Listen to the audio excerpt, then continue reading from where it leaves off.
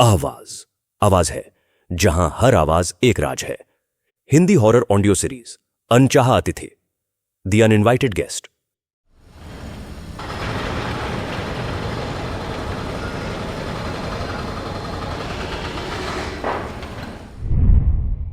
शहर के शोर से दूर रवि और प्रिया ने सोचा था कि उन्हें अपना नया ठिकाना मिल गया है।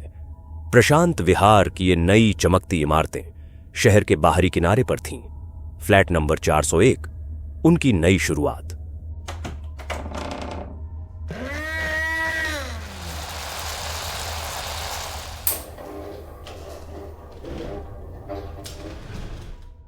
रवि एक इंजीनियर था, हमेशा तर्क पर भरोसा करता। प्रिया इसके उलट, थोड़ी भावुक, थोड़ी कल्पनाशील। वे एक बच्चे की उम्मीद कर रहे थे, पर कई कोशिशों के बाद भी सफल नहीं हुए थे।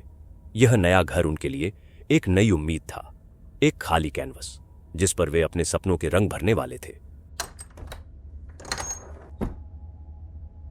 प्रिया ने बेडरूम के कोने में एक छोटा नया झूला रखा था, खाली पर उम्मीद से भरा। रवि ने इस पर कभी कुछ नहीं कहा, बस देख लेता।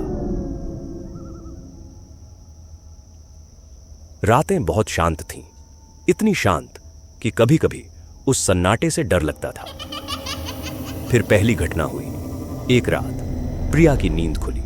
उसे लगा उसने कुछ सुना, एक नन्ही सी खिलखिलाहट। उसने रवि को देखा, वह गहरी नींद में था। प्रिया ने सोचा यह मेरा वहम होगा।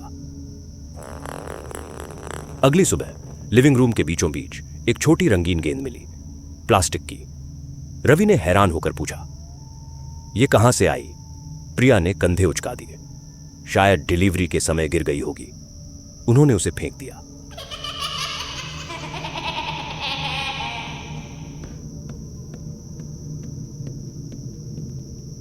पर घटनाएं बढ़ने लगीं।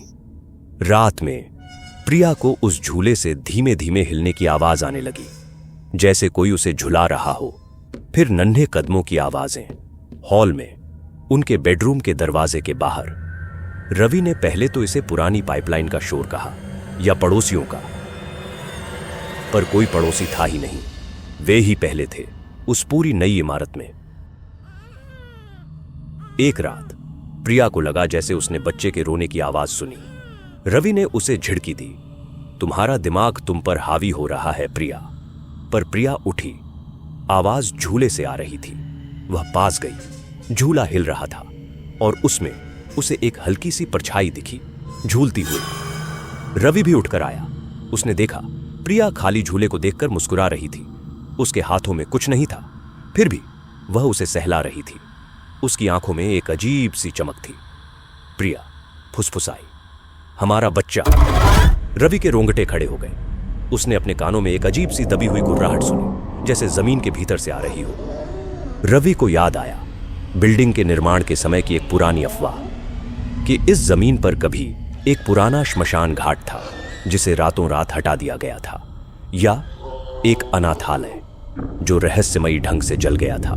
उन्होंने बस उस दर्दनाक अतीत पर एक सुंदर इमारत खड़ी कर दी थी, और जो कुछ भी उस जमीन में दफन था वह अब बाहर आ रहा था।